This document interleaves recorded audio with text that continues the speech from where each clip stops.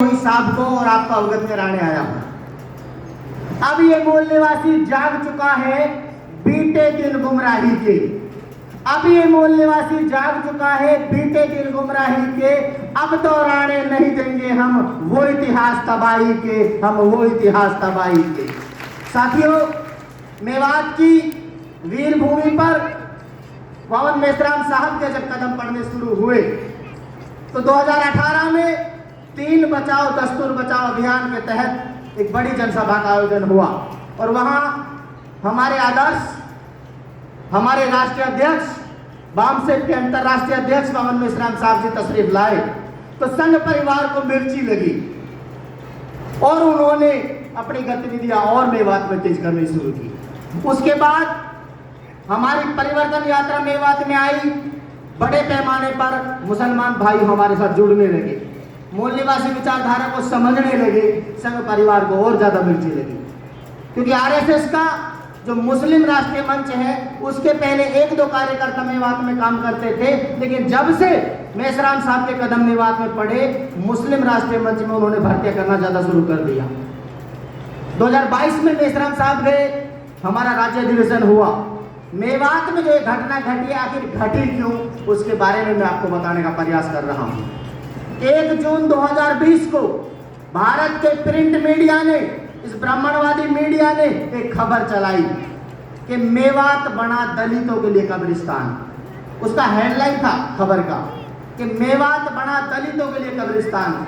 हम by birth Mewati हैं, 40 साल की उम्र हो गई है, हम मेवात में जन्मे हैं।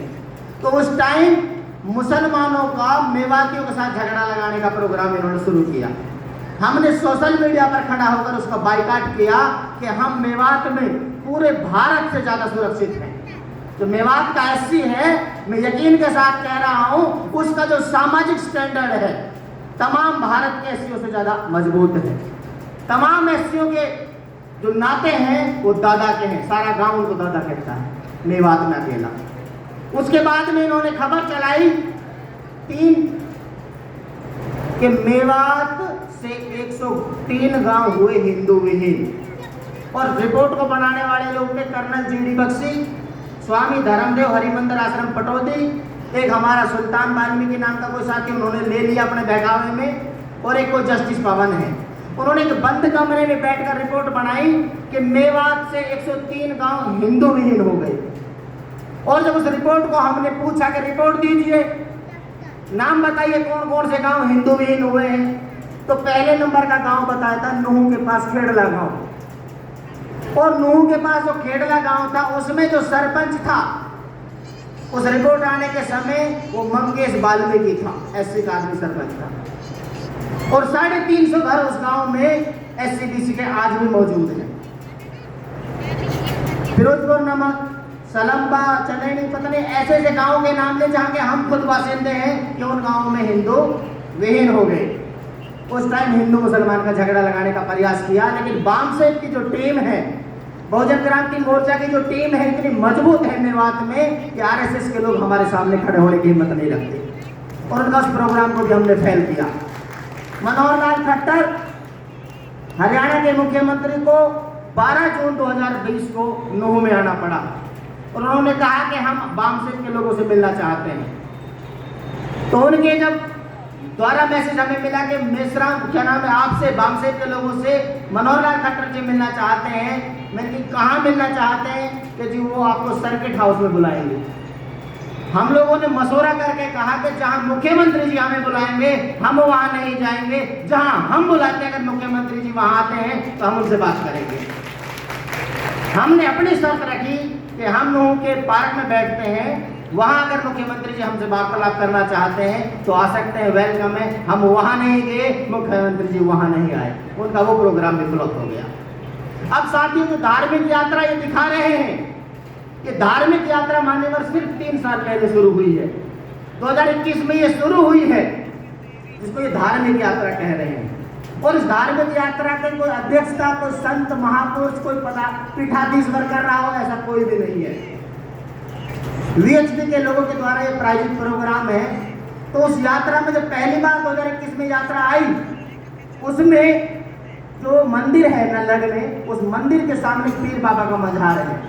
उस मजहार को इन लोगों ने 2021 में तोड़ा, लेकिन मेवात के लोगों ने सब्र का परिचय दिया और उस टाइम भी कोई झगड़ा फसाद नहीं होने दिया। अब जब ये यात्रा आई है तो ये यात्रा आने से पहले वो लोग वीडियो बनाकर डालते हैं कि तुम्हारा जीजा आ रहा है, स्वागत नहीं करोगे। अगर कोई ससुराल में जाएगा तो थोड़ा वो स्वागत तो होगा ही। मेवाती ने वो स्वागत कर दिया, कोई बड़ी बात थोड़ी है। ये जो हुआ, ये संघ परिवार इस बात से भयभीत है कि मेवात में, मैं ऐसा मान सकता हूँ भारत में हरियाणा जो प्रदेश है, प्रदेश हरियाणा में अगर सबसे मजबूत कहीं बाम सेठ की टीम है तो वो मेवात में, क्योंकि हमने अभी तक 750 से ज्यादा अपने SC/BC के बच्चों को वहां से निकाला। अब 31 जुलाई को जब दंगा हुआ तो उस दंगे में हमारे एक वकील साथी हैं, उनकी गाड़ी भी फंस गई।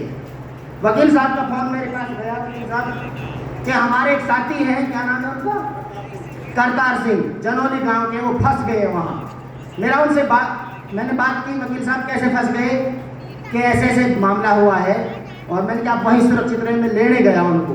शाम को जैसे दंगा शांत हुआ, मैं गाड़ी लेकर वहाँ गया तो बजरंग दल के लोगों ने, विश्व हिंदू परिषद के लोगों ने हमारे वकील साहब को एक साथ ले जाकर कहा, पूछ लेना वकील साहब यही है कि इनके साथ मत चले जाना, ये तुम्हें मरवा देंगे। है वकील साहब करतार जी यहाँ है नहीं? करतार जी ऐसा ही जो मैं बता रहा हूँ, ये करतार जी है। मैंने कहा कि जितनी भी गाड़ी आपके साथ है आप मेरे साथ लेकर चलिए, मेवात के आदमी आपके तरफ उंगली उठा के नहीं देख सकते। क्या ऐसा नहीं हुआ? 5-7 गाड़ी आपके साथ आई। मेवात के लोगों ने, जो लोग हमारे SC/BC के वहां पहुंचे, इनके बहकावे में आकर